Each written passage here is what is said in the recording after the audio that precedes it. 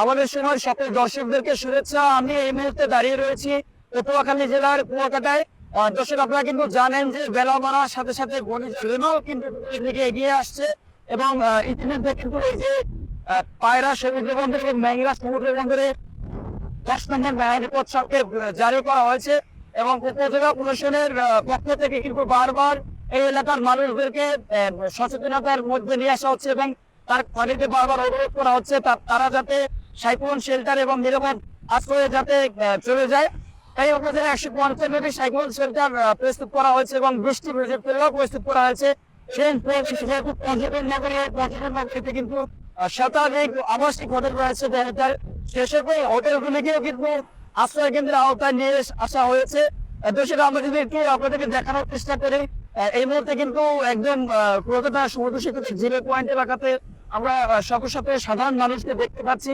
তারা কিন্তু এই ঘূর্ণিঝড় দেখার জন্য এসেছে। তাদের সাথে আমরা কথা বলে যেমনটা দেখতে পেয়েছি, তারা আমাদেরকে বলেছেন যে আসলে ঘূর্ণিঝড় দেখতে তারা এসেছেন। তবে পুলিশের যারা দায়িত্বরত রয়েছেন এখানে, তারা কিন্তু বারবার আমরা লক্ষ্য করেছি যে তারা মাইকিং করছেন, সাধারণ মানুষদেরকে সচেতন করছেন যে তারা যাতে সমুদ্রে না নামে বা সমুদ্রের কাছাকাছি না আসে। ইতিমধ্যে কিন্তু সমুদ্রে ভাটা লেগেছে।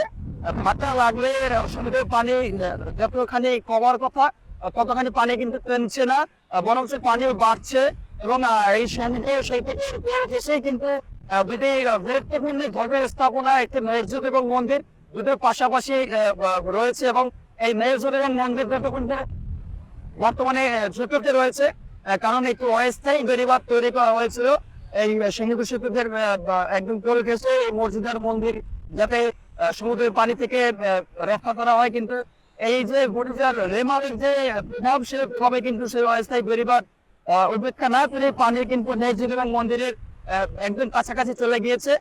তো দর্শক, আমরা এই মুহূর্তে আপনাদেরকে জানানোর চেষ্টা করছিলাম ঘূর্ণিঝড় রেমালের সর্বশেষ পরিস্থিতি এবং উপজেলা প্রশাসনের পক্ষ থেকে কিন্তু বারবার এই অঞ্চলের সাধারণ মানুষদেরকে বলা হচ্ছে এবং মাইকিং করা হচ্ছে এবং সিটিমের যারা রয়েছেন স্বেচ্ছাসেবী তারাও বারবার মাইকিং করছে এবং বাড়ি বাড়িতে গিয়ে মানুষদেরকে সচেতন করছেন যে তারা যাতে সাইক্লোন শেল্টারে বা নিরাপদ আশ্রয়ে যায়।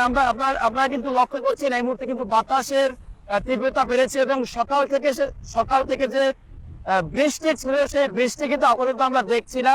এই মুহূর্তে কিন্তু আমরা ওয়েভ দেখছি, ওয়েভ উঠেছে কিছুক্ষণ আগে।